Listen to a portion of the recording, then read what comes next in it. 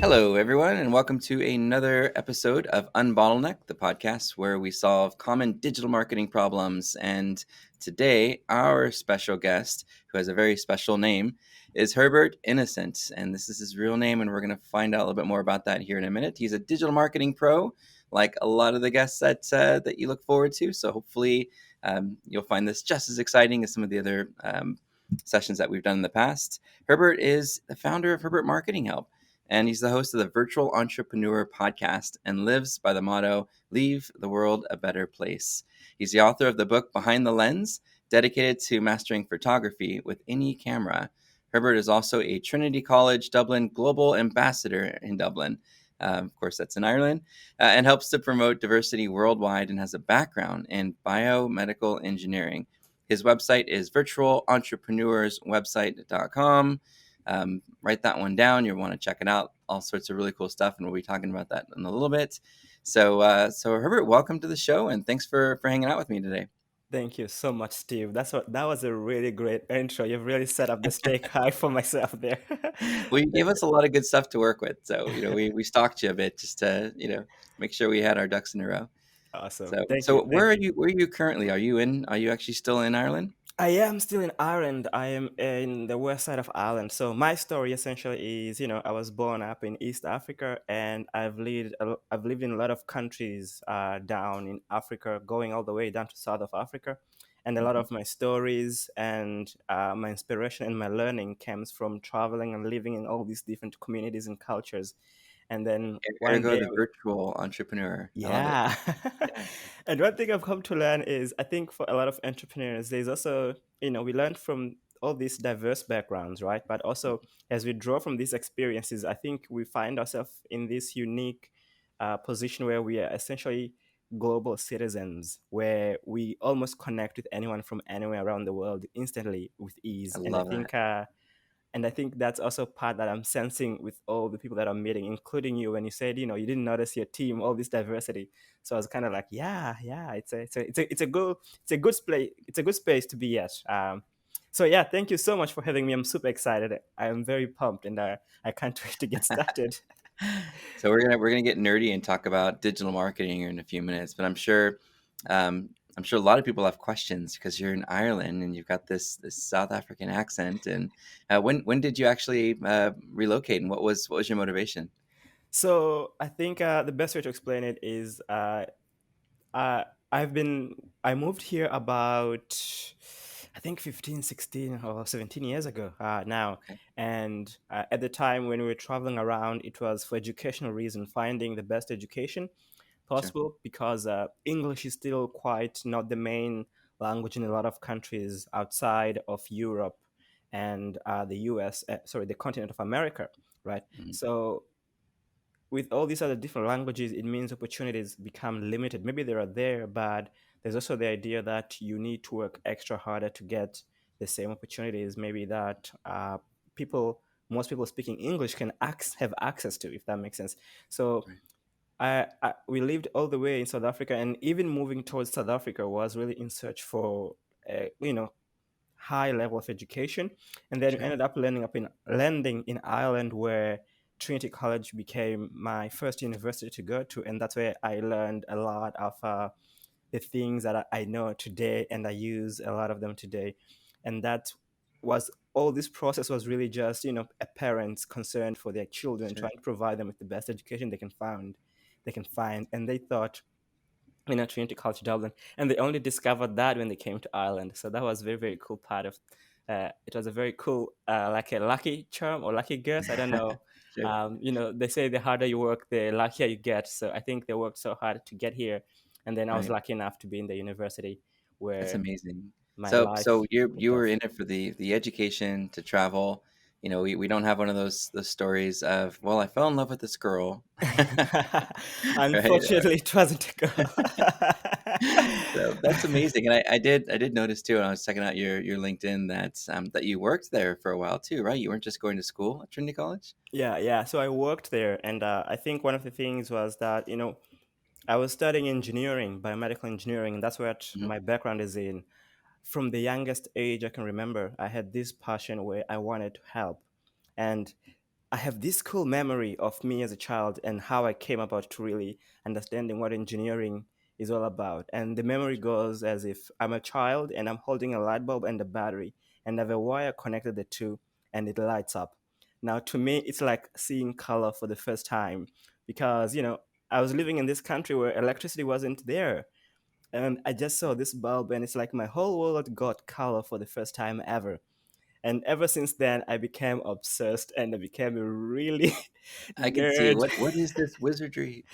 Yeah, yeah, I became a nerd and a geek for in terms for all things technology. So I was just obsessed and I learned everything I could learn about it, like everything I could get my hands on, It's books. addictive when you It fall in love with is. something that you really enjoy. You just it becomes like your whole world to the point where Mm, even people around you notice it. Oh, they start labeling you. You're the website guy, or you're yeah. the technology guy, and suddenly you're the jack of all things, even though your Mm, specialty is in one specific thing, like medical engineering. People will still absolutely. come to you and say, "Hey, you're a tech guy. Can you fix my computer?" You're just like, when did I suddenly become tech Yeah. support? Yeah, I remember that happening to me too, and I was like, "Why did I get myself into this?" Because you're Mm, you're mm. in an industry, suddenly you know all the things in the industry, right? It is, it is, and I think for people who aren't there, it's always easier for them to see you and think, if you can do this, and you can definitely do all these other things, and so yeah, and for me, I became the technology wizard, as they called me, but Mhm. my goal was always to use that as a tool for empowerment. And Okay. as I started using it, I came across one thing that I think changed my whole process of how I saw this. And the thing was, I had built this project with a friend, and it was a project to open a door for people's disabilities. So, sometimes Mhm. as a person has a disability and they're in a wheelchair, it's very hard to reach for a handle of the door Yeah. and open it at the same time. So we built this wristband that was also a unique key that could open any door in your home automatically. And the idea was to give people dignity, to give them privacy so Right. that they can have access. But when we presented the project to the judges didn't see the value in it. Mm. And that was a very powerful but also hurting moment where we realized we could build things, but if you can't talk about them, if you can't sell the ideas, if we can't sell the concept to the people who matter, who can help us take it Mhm. to the people who need it, then it doesn't matter how good it is, it's just not going to go. Right. My friend was very furious on that day. We walked home, so we were just so sad, so depressed. But it didn't stop us. That became for me my starting point, my curious point for what exactly makes people, like this idea, and what will cause someone to not see the importance of something so important and so obvious to others, but not to them. So Mhm. that's how my curiosity in business and in marketing kind of started from there, trying to answer the one question: how do I sell Sure. someone into an idea, into a product, specifically into doing something that they may not even know will benefit them, but they'll see the results afterwards. Yeah, it's a little bit of psychology too. I remember looking at your website, prior to the podcast today, and I think I told you before the show. I looked at it before even reading any of the text, and I wanted to give you my email address. I'm like thinking to myself, what just happened? Why do I suddenly have the urge to just fill out this form? And I don't know what I'm going to get, but it must be really good because you'd obviously taken some time to really study and understand, user behavior when they visit a web page to Mm, get them to want to take action. So I yeah. thought that was really impressive. What do I have on my next question here? Oh, so you've made a real connection between successful entrepreneurs and strong communication. What's your take on how entrepreneurs become better communicators? Thinking about what you just mentioned and being able to understand that psychology of human behavior a bit. What's your take on that? On how entrepreneurs become better communicators to get their message across? I think it's like you say there, for us entrepreneurs, we need to understand that we are not here to build businesses. I think we label ourselves, we give ourselves this limited definition of what we are capable of, and I think that's a Mm. really sad thing because, Yeah. for example, if I love technology and suddenly everyone thinks I know everything about technology, I may limit myself to what I can actually use that for. It's a tool. I'm good at Yeah. using this tool, but how I apply it is different. And from what I've learned, and essentially, even with my show, I took the show to become a student so that I can share what I'm learning, so that I can share what I'm seeing. And one of the biggest thing that I'm seeing is, as entrepreneurs, we limit ourselves. And when it comes to communication, we need to realize we are simply a problem solver. Just Hmm. find the most simplest way, the most effective way to solve that problem. And when it comes to communication, the only way to solve a problem of communication is to make sure that you are not talking what you want to say, but you are Right. talking what the other person wants to know, what they want to understand. Because no matter what I say, if someone doesn't, if I talk about me, nobody is going to really care about it. But if I say, hey, you want this, right? Then this is the way to get it. Then it's a communication because I've just related what they want, what they understand in their world to something new. And one of the best examples I can give is I learned a concept, and it's not from me. I wish I came up with that concept. I would have been so happy. But the concept was, I think, from Tony Robbins. I mean, I'm reading all these books from all these entrepreneurs, and the concept is this: communication essentially just means relating two things together, creating a relationship between two things, one Yeah. thing that we know and the other thing that we don't know. And for entrepreneurs, if we want to build our business, we must realize that we know our business, our customers know nothing about us. So we Mm. need to relate what they know to what we are doing so that when they come to us, they have a starting point, which is they know this, and then they can approach us from a point of view of hey, I was thinking about this, and you have this, and you want this. And so I've become into this mode where I want to learn this because this was the hurting moment for me back Mhm. then when I was, I've built this project. We And you spent were an talking about entire the summer. products and the group and who you are, but you weren't really Exactly. solving for what their problems were who were Exactly. listening. Yeah, yeah. I mean, I had everybody. I Yeah. had my technology teachers bought into the idea. They were super excited. If you But boy, you could have started that whole pitch with a story, yeah. and that story could have related to the person. You know, it's funny. I'm having like Zig Ziglar flashbacks. You mentioned two Uh-huh. things that I think are really important for all entrepreneurs, even us, digital marketers who Mm, I'm sure everyone does some freelance work. One is finding that relating point. You know, when when we build websites, we're like, okay, here's my website, here's my mm, products, here's my about us. mm, But if we were to stop before we built the website to look for all the different ways that people are searching and finding our competitors, mm, minus their company names and brand names, mm, we could probably build our website based on how people are searching for mm. what we do, and Absolutely. instead of building our website based on what we want to showcase. Mm, I think that's number one. Two, I love that idea of finding first kind of what you relate to with the other person. I think Zig Ziglar used to always talk about being really passionate about something that you believe in, right? And seeing how each person could use that, and then mm, starting with that conversation and saying, hey, I've noticed you're really struggling with this. mm, I don't mm. know if it'll help you Absolutely. much, but this thing that we're doing has a thing that could actually save you a little bit of time and give you a little bit less stress, and stress seems to be a big thing. It You find is. what their kind of their core elements are, and you see how your product might be able to solve for that. And that way, you're, like you said, you're helping them with a problem, Yeah. not just sort of showboating, what you sell. What you do. Yeah, exactly. I love that. Exactly. And I think it also inspires us. One of the biggest things that Mhm. I've discovered in this process is actually if you start talking from someone else's point of view, it Mhm. inspires them not just to act, but to see it through because it's about them now. It's no longer about this random person coming to me and trying to sell me something. It's about me. It's about what I want. And so Mhm. it's like it's like leading me, but also letting me make my choice as I go. And walking freely, which is it's an empowering place to be at for entrepreneurs. I think we have a very Sure. unique gift, whether we are coming from, technical backgrounds or creative backgrounds, being Mhm. able, coming up with this mindset of I can solve this problem. All we need to do is just shift it 20 degrees to the right and use it the right way. And I think we have a Yeah. very, very powerful tool there for getting someone to to take an action to even change their entire lives Sure. because of this one little thing. Yeah, yeah. So let's talk about your website a bit, and a little bit of this digital marketing wizardry that you did to get me to want to give you my email address right away. Is that something where you just studied other websites? Did you take a course or a program? Talk to us about how you created that homepage experience, and kind of the history behind that. Okay, so one of the biggest things that I've been wanting to do is I want to help. Ideally, I want to help entrepreneurs who want to essentially get their message in front of a lot of people. I want to help them with that process. Essentially, they have a message, they have a goal, and their goal is to get to an audience and to deliver a very unique experience and help them.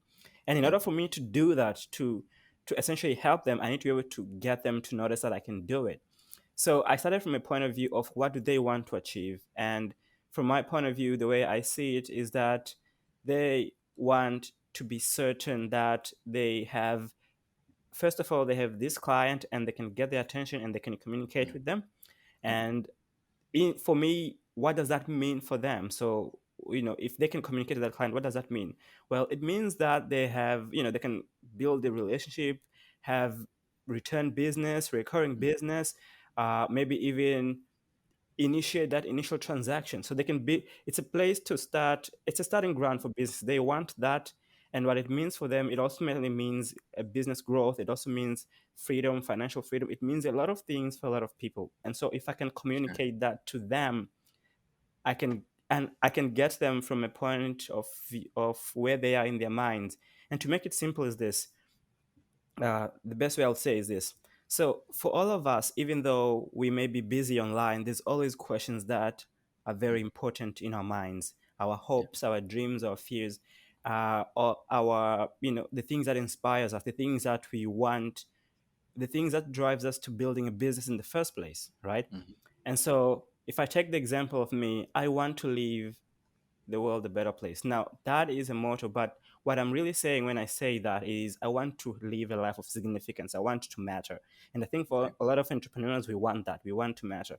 Uh, and so if someone wanted to get me to commit into anything, if they can tell me if that what I'll do will make me have a lot of significance, if it'll help me live a world a better place, then they already have me. There's no reason why I would refuse. It's what I want. They've just given me what I want. Even though they're asking me to do something different, they just literally gave me what I want. And it's a feeling. It's not so much a product or physical concept, it's a feeling. So, for Mhm. example, when I built my website, what I wanted to do was to show you that I can guarantee you that I can give you this result. But in order to give you that, I can't tell you the physical product because it's not what you want. You, as a Right. customer, what you want is certainty. You want security. You want Mhm. control over things that don't seem to make sense. For example, getting a new client every day is something that doesn't make any sense. We don't have much control over that. But if you can get a very nice control over it, Tuesday you're getting 5 clients, Friday you're getting 5 clients, then that's a feeling of certainty that as an entrepreneur will be like, I know my It's business will be peace of here. mind for entrepreneurs Exactly. knowing that there's a pipeline for sure. Exactly. And so Yeah. communicate these key desires, these key Mhm. concepts that they want. And to come here, it has been a very long journey. I think maybe 6, 7 years. I mean, I've been testing it, and I've learned from other marketers as well. But I've been testing it. I've developed my own principles that I use. Just to give you an example of one principle that I use, I have a form that I call Bill's Day Was, and for Okay. me, Bill is my customer avatar, and I try to look at how his day was before I create Mm. content for Bill. And so, for example, if I want to create a new page on the website, I imagine, well, Bill is coming from work. It's 5 p.m. He's very tired. He's looking for this. How can I make him get it? Well, I'm thinking if he's coming from work, he's tired. And if he's tired, he's probably frustrated. So he won't care about much. How can I address his frustration to calm Sure. him down and just get him to take the simple action to get him the results, and then he can go on to anything else that he wants. And that becomes my process for creating content. And Mm. so far it has been working very well. It really is. It really is a mindset. It's It less is. less a technical attribute than a Exactly. mindset, and Exactly. that's so interesting. So you look at your page and you're like, am I really identifying with what this customer is looking for? Am I able to create a message that says I understand you're going through things and here are your pain points, um, and I want to help you. I Exactly. genuinely want to help you, not Yes. just welcome to our website. Here's our product. If you're interested, buy it. Other Yeah. people bought Yeah. it. It's good, right? Instead of just kind of being that generic flow, it's hey, we know what you're going through, Mm. right? It's rough. You're probably seeing this and this. You're probably feeling this and this. You don't have to. We've built a way to kind of help you make it a little bit better? Would you like a little more information? Mm. As opposed to just buy now. And so you're Yeah. kind of sort of taking them down a funnel. I mean, you Yes. didn't ask me to buy anything when I went to the website. You just Yeah. said, drop in your email and I'll send you some stuff. Yeah. Yeah. Yeah. Absolutely. Absolutely. Right. Yeah. Now, And I, does that go into more of like a click funnels type sequence, or what happens after somebody puts in an email from a digital marketing standpoint? Are you taking them through sort of a click funnel type process, or do you sort of stick to grassroots? Here's what we do. Here's something free. Here's a coupon to come in and buy the product. Or how does that sales process work for you? so I think the way I've learned that the way I'm using, and I think is the most beneficial way to use, is, let's say, for example, you come into my website. I think for me to be able to serve you well is, first of all, I need to be able to make sure that I've addressed all the things that are concerns, roadblocks, things that have prevented you from getting the results in the Sure. first place, right?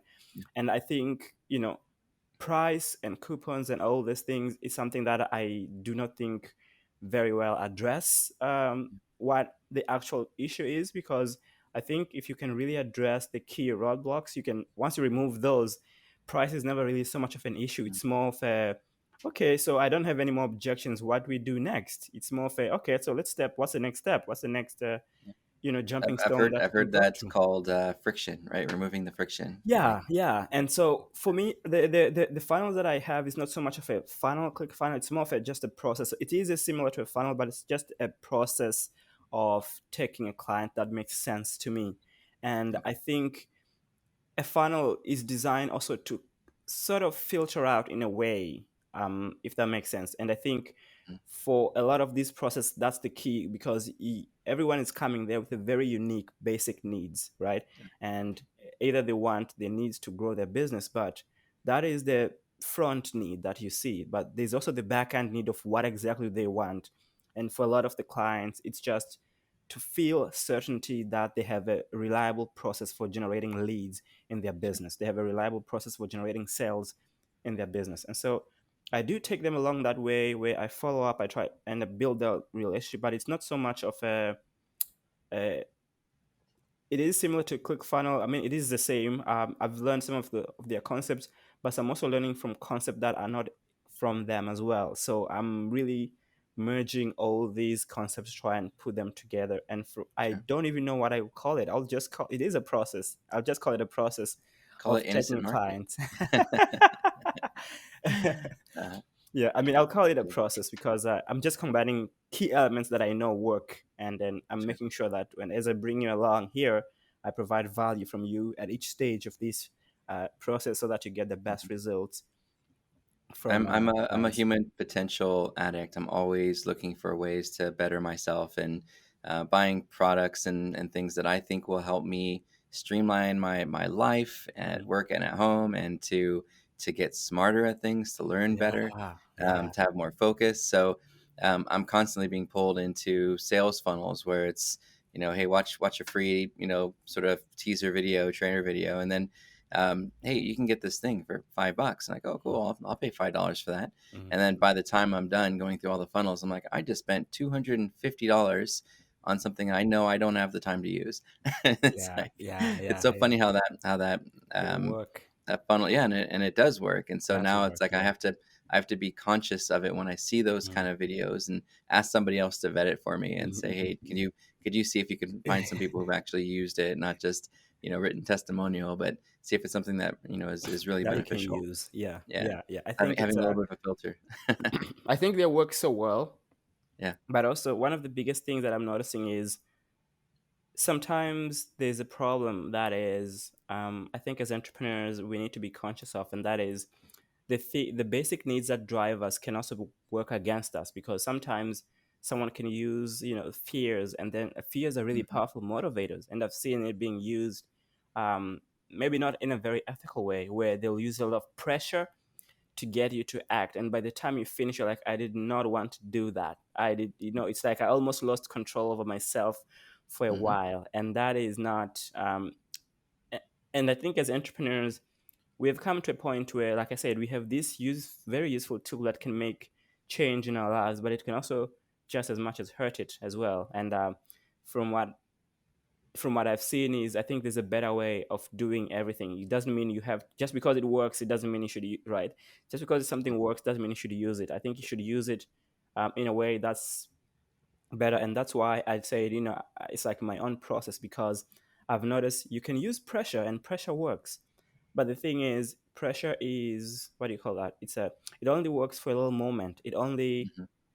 pushes them Temporary. through that one little step, but it doesn't push them through the whole process. It doesn't take them through the whole process, which is getting the actual result at the end. Whereas, so in these funnels, what end up happening sometimes is you'd have someone who is using all these very proven pressure tactics, Hmm. and they work so well. But at the end of the pressure tactic, you're left with a client who has something they don't need, Yeah. but they've bought it. And so, you That's know me. Guilty. and so it's a I don't know what's the right word there, but the way I would say is, you know it works, but I don't think it's always the right way to use. There's the right way to use where you're doing service, and there are other ways to misuse a powerful tool. Like any Hmm. tool, we can always misuse it, and we can also use it for good. Sure. Yeah. Are we leaving the world a better place when we do it? And Exactly, yeah, I love exactly, it. exactly. I Because I That's think really it also leaves people, from what I'm seeing, a lot of people are left a little bit more anxious and hmm less trusting. yeah, I'm sure anyone who has been in the online communities for a while, they've seen how the community is becoming, yeah. salespeople getting really bad names. And they won't And they won't reach out after the fact and say, "Hey, so how's it working for you?" Because they know the response. The response is yeah, going to be, "I haven't had time. I really didn't want to buy this. Can I get a refund?" And so they don't reach out. They just say, yeah. "Okay, cool. They bought it. Now they feel guilty probably that they bought it. I'm going to leave them alone. I got their money," and they walk away. And Mm, yeah, I think there's an ethical line that a lot of these ClickFunnels folks cross in not making sure that what they've delivered is benefiting their customer, mm, or following up to make sure that they're happy with what they have and that they're using it correctly, or to give them maybe even some customer service support to say, normally we charge hourly to help, but if you're not using the program, we want you to. We'll give you a free hour of some training and some handholding by one of our coaches to help you through whatever it is that that you're purchasing. So yeah, I'd love to see that particular community do a better job as it relates to ethics. And thinking about that and how we're messaging people as they go through that funnel. You did mention the importance of crafting a clear message that accelerates service or agency based business growth.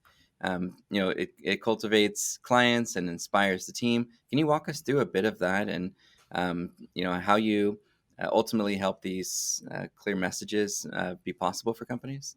okay, yeah.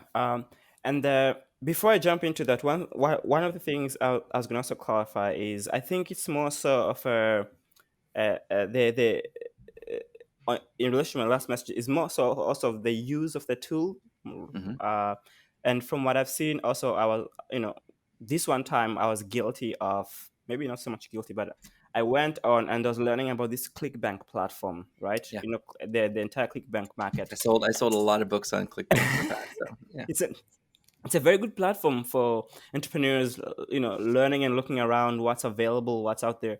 And I remember one day I looked at this page and I end up buying something that I did not need. Hmm. And it was very quickly, and within 5 minutes after buying, I emailed back, "Hey, I want my refund." Yeah. Now, this is not to say anything, but it's just, I personally have enjoyed a lot of the services that I've used. I've learned a lot from the ClickFunnels guys, and I've really enjoyed.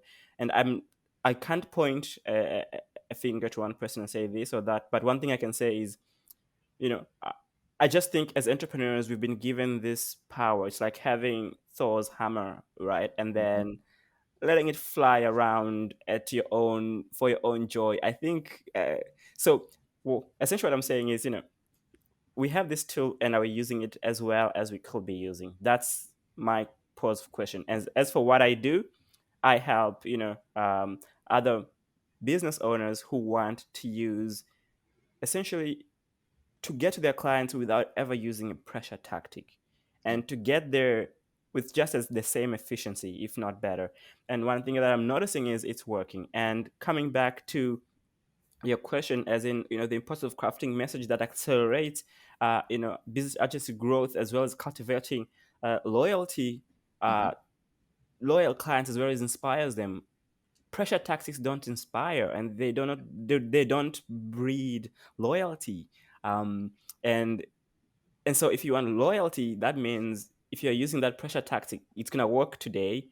Tomorrow, They're going I to asked subscribe for as refund, quickly as right? possible. Exactly, exactly. If I Yeah. asked for refund, they lost me as a client.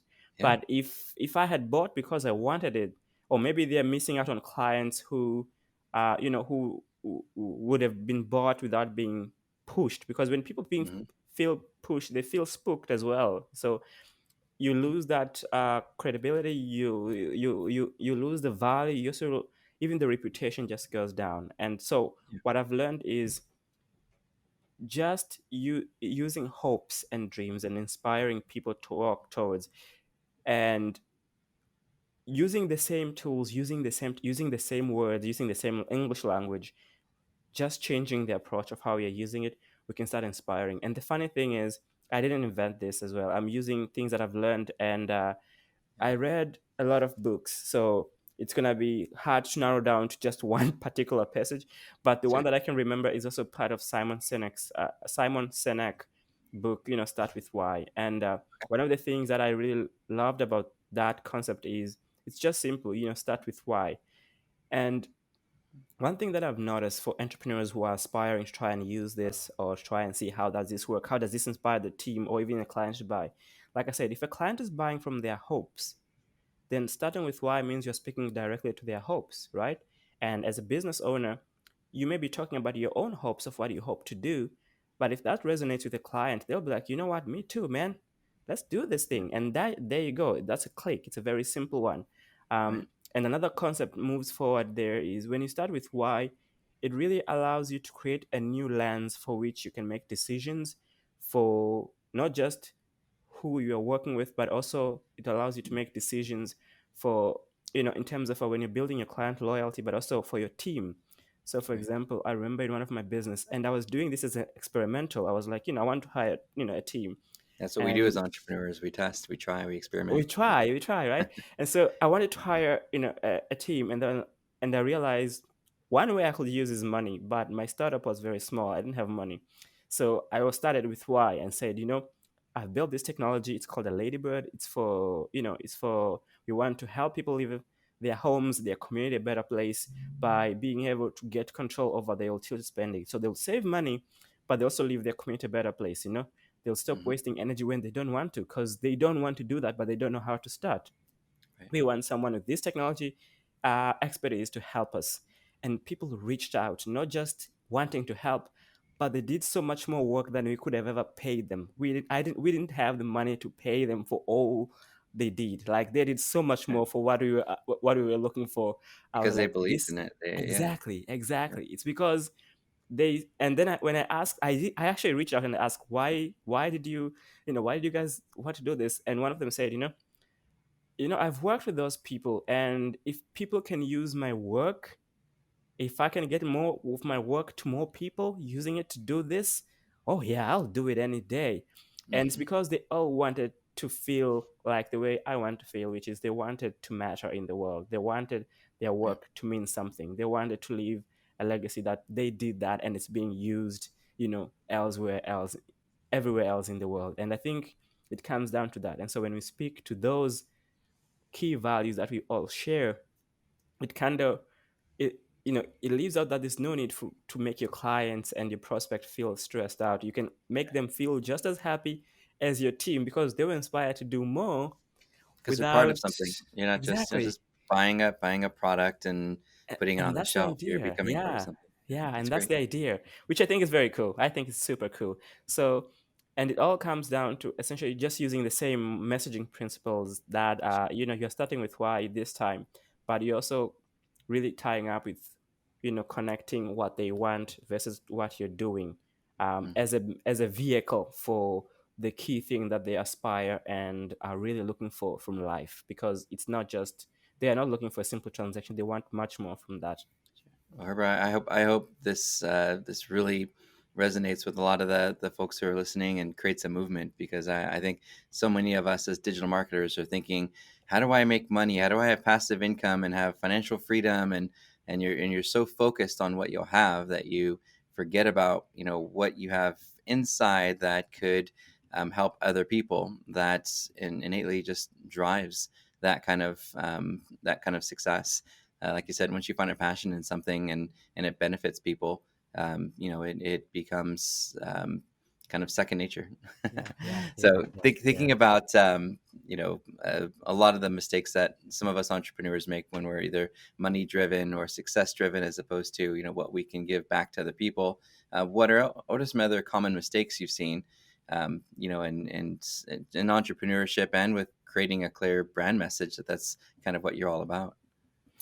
I think a lot of us, I think we either diminish ourselves. I think we Mhm. diminish ourselves, and what I mean by that is, for those of us who have something to give, feel like we have nothing to give, and sometimes when we do that, it puts us in a position where we are like, why, how can I do that? I'm just this person. Mhm. I'm not capable of that. And what I mean here is this: for a lot of us entrepreneurs, even for those who are doing well, actually, one of the things that I'm noticing even from interviewing is stepping up and really just taking that ownership of, I'm gonna just do this because I enjoy it, because I love it, because Okay. it's what I believe in.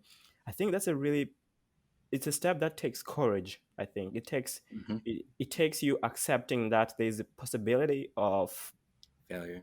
people disagreeing with you. Mhm. There's a possibility of people, looking at you and saying, who do you think you are? But I think it's also just realizing, you know what, these things, people may say that, and they probably will if you do very well, but so what if they do say that, right? I mean, what's the worst thing? Life happens. There's going to be tomorrow, and there's going to be tomorrow. And I think there's all these things, and I think we build up these fears, Yeah. right? We build up these fears. And so I think the common mistake that I think is, I think sometimes entrepreneurs really underestimate how much they can do. And they also underestimate how much effort they need. And there's a lot of things that we underestimate. And there's a lot of, even when we set goals. Yeah. And that was the most painful point for me, was as we grow up, we learn to set goals. And the concept was smart goals. I've come to really not like that word at all. Mhm. Because it seems quite reasonable, it seems quite perfect. Smart goal, right? It's specific, it's measurable, it's Sure. all these things. But the thing is, it's not ambitious, it's not inspiring, it's not encouraging, it's nothing. It's just a task.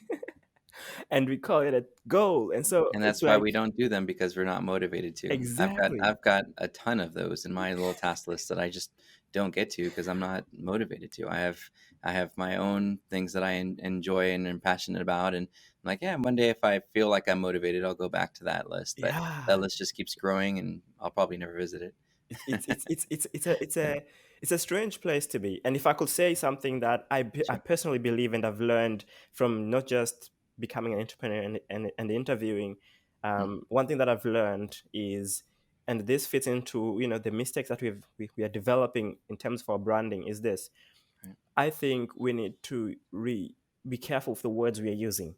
Words have powers. And I think if you've ever bought something, if you step back and look why, the reason you bought, especially Mhm. if it's online where you didn't get the product, you didn't see the physical product, if you Sure. stop and look, you realize just how powerful words are. They made you bought an idea, whether it's $1 or it's $1,000 or it's $100,000. Sure. It's words that have power to influence our emotions, our actions, and ultimately, I think if they have that much power, then the definitions of them must be very important, because if Mhm. they didn't have any definition, any meaning to us, they wouldn't affect us. So I Right. think one of the things that I've come to be very focused and very conscious in everything that I do is to be really looking at the words and asking, what's the meaning of this word? And if I don't like it, I make up my own meaning, because the chances are Mm. the dictionary isn't for everyone. The dictionary is just for the dictionary people who enjoy writing those words. Like Sure. they're like, if you look, they have so many definitions for one word, and some of those words I don't even know what the words are. I mean, this so, and then if you try We call a to lot of those buzzwords, right? exactly, So, exactly. let For me example, unpack that, or right, there's also every year there's some new thing that comes out that becomes our little catchphrases on how we use words. Right? and we don't all agree with these. We have to admit we don't all agree with this. I mean, I think if entrepreneurs were hired to write a dictionary, they write a very different dictionary than the dictionary we have that is written for the English language. Mhm. And so I think as entrepreneur we need to be conscious of words, because it's these words that are going to get us the customers, and it's the same words that are going to allow us to achieve our goals. Because if we can have the right words, and I think from all the guys that I'm learning from, I'm noticing that they're very careful with their words. They are Mhm. using simple words to motivate them, get them into state, so that when they're presenting their product, they're talking about their business, there's a specific influence. And at the Sure. same time, they're using those same words. Trying to trigger an emotion there, I think too. Yeah. Exactly, Yeah. exactly. And it all comes down to, relationship. And so if words are the only thing connecting us, I mean, words are powerful, but also how we use them, right? How we pronounce them, how we use it as a tool to try and influence someone has a very, very specific uh, but a powerful significance. And I think for entrepreneurs, the biggest common mistakes we made is we underestimate the power that we already have at our disposal. And I think, if we don't use the tools we have here, then we end up spending so much more in ads trying to get the thing that we could have gotten if we didn't, if we didn't Too just much push, not enough pull. I love it. exactly, exactly. Yeah. So So there this is is what that you do thing. to help entrepreneurs. You help them. You educate them on the right way to draw sales and to create a consistent pipeline. What does your service do for entrepreneurs? So my service focuses on three things, and the Okay. first thing is essentially a prospect comes to me, and I will ask them, "Hey, do you feel you have a process that can generate for you consistent clients? Do you Right. feel you have a process for that? If you don't, then I can help you with that." And that comes down to three steps, right? The first step is creating a process that generates consistent clients. The Sure. second step is creating a process that makes sure that all the prospects and the leads are nurtured, and they're really understanding what your business is about, not from, hey, I'm selling this, hey, I'm selling this, but more from an entrepreneur who actually is driven by something more. And then the third process is then, reaching out and taking your message and really putting it at the far front in all the directions that you want. So really establishing that trustworthy, knowledgeable experts in your field, in your market, and Sure. start to expand that market. So that's where I see my marketing and my services going for entrepreneurs, right? So they want a client, but Hmm. more importantly than that, they want a peace of mind that they have a process in place. So Right. even if they were sleeping, if they wake up to a new client, they know why there's a new client. And that is the goal as well, to be able to sleep and wake up. And there's all these clients ready for your events, ready for webinars, ready for web Sure. classes. And that's the goal. I don't know a single business that doesn't want more leads or to know that they have a stable pipeline on leads. So they just do what I did, right? They go to your website and they just punch in an email address. They get Yeah. some basic information. And is there another way somebody could connect with you outside of that if they just wanted to kind of pick your brain a bit about whether they'd be a good fit for what you do? What's the best way that they could contact you? I think they can email me. I'm Okay. usually one of those people who are very, very I'm gonna spam you accessible like via crazy now email. if you say email because that's I live and breathe in my email. Yeah, I feel like they can email me, but they could also try and talk to me using Clubhouse. I've recently just joined Clubhouse, but I will put the handles on those on the website because I have no idea how it works. All I know is it's a voice-based Yep. social network, social I was on my media. first one last week and I was so lost, but I pulled it off. Yeah, I was lost as well for a while. Also, they can send me a message, a voice message, by going to my podcast at Anchor, and then they can just send me a voice message there and I'll reply. But really, I really I really believe in what I do. So wanting to help someone, if I over outdo myself, that shouldn't be a surprise, because it's one of the things that I actually take pride in. As in, I've learned that when you start doing things, if you want, so this is a secret that I'm seeing from all the guys that are teaching. It's a really cool secret. They Uh-huh. say, so I learned this concept of under promise, over deliver. And then later on, I learned this idea of over promise and over deliver. And I was like, what? How does that work?